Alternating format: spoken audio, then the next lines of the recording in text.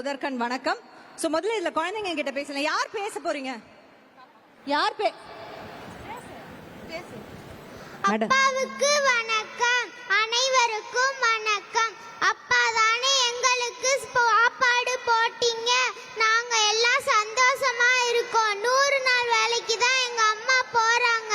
ஆனா எங்க அம்மா தினமும் சாப்பாடு வச்சுட்டு போவாங்க, நாங்க சாப்பிட மாட்டோம். அதனால எங்களுக்கு ஆரோக்கியம் இருக்காது, சுறுசுறுப்பாகவும் இருக்க மாட்டோம்.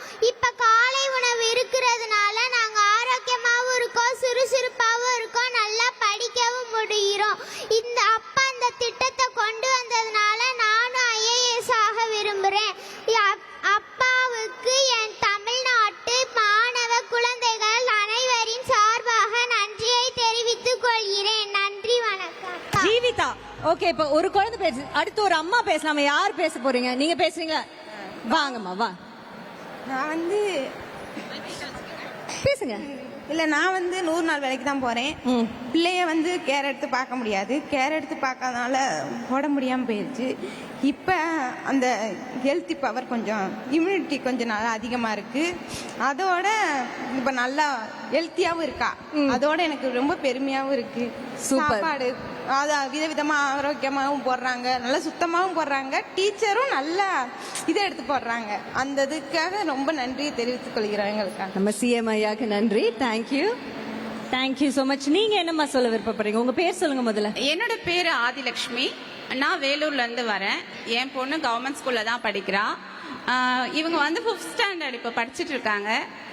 இவங்க என்னன்னா, இவங்களுக்கு ஒரு சைனஸ் ப்ராப்ளம் இருக்கு.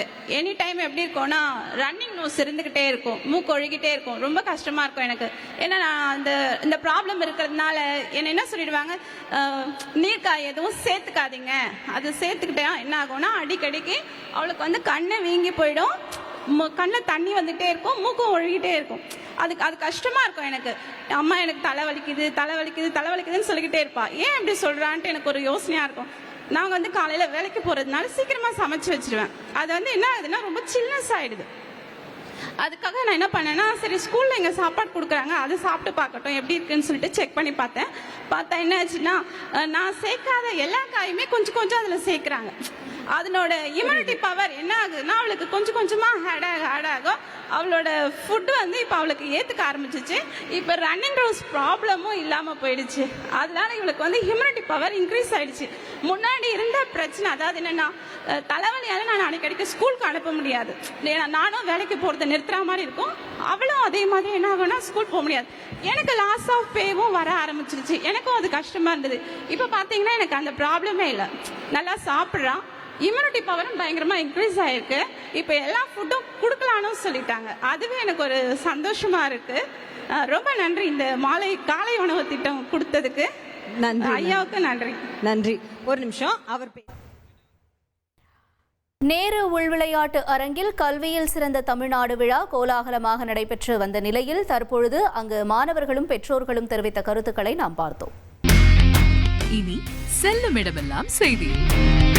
தந்தி டிவியின் வாட்ஸ்அப் சேனலை ஃபாலோ பண்ணினா செல்ல இருக்கும் இடமெல்லாம் செய்தி. இதோ QR கோட், இப்பவே ஸ்கேன் பண்ணுங்க, ஃபாலோ பண்ணுங்க.